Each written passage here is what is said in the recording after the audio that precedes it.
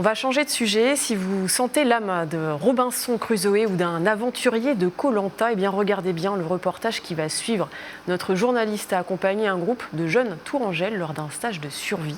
Une activité qui a de plus en plus la cote. Débrouille, autonomie et dépaysement sont les clés d'un bon survivaliste. Suivez le guide avec Tristan Ricli.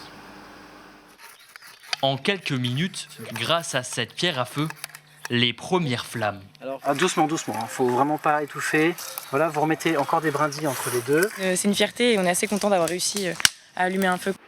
Dans la forêt de Villandry, sans équipement ni téléphone portable, ces 3 Tourangelles apprennent les bases de la survie. Après un rapide repérage des lieux, les aventurières doivent choisir 7 objets du quotidien pouvant leur être utiles. On va voir si ça colle bien par rapport à ce que vous avez pris.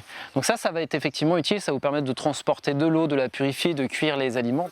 Après s'être équipé, place à la construction d'un abri de fortune. Une fois protégé des intempéries, il faut trouver de quoi se nourrir et se soigner. Premier réflexe, repérer des plantes sauvages comestibles, comme ici, le lierre terrestre.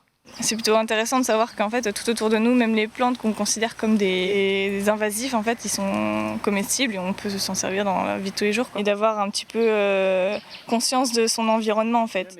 Prochaine étape, purifier l'eau pour se désaltérer et cuisiner. Ce soir au menu, soupe aux orties, galettes au lierre et fromage frais. Même si certaines font la grimace, elles prennent goût à cette immersion. C'est super enrichissant parce que quand on s'inscrit pour de la survie, c'est vraiment pour sortir du quotidien, d'apprendre des nouvelles choses. Enfin, moi, j'ai toujours été attirée par ça, comment vivre en milieu un peu hostile. Pour l'instant, franchement, ça me plaît et c'est très, très utile. Pour Ewen, leur moniteur, c'est une passion qui s'est transformée en quotidien. Depuis 2 ans, son entreprise forme de plus en plus d'adeptes. Il y a un véritable engouement sur le sujet. On est plein là presque tous les week-ends cette année sur la belle saison. Pour la plupart des groupes qu'on a, c'est pour passer un bon moment entre amis. C'est pour ça qu'on a des enterrements de vie de célibataires avec des personnes qui viennent d'un petit peu partout en France pour les faire. Donc ça, on va dire, c'est les personnes qui nous sollicitent le plus.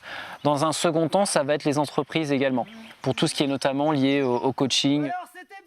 Ce jour-là, l'expérience n'aura duré qu'une après-midi, mais l'agence propose des stages jusqu'à 3 jours en totale autarcie.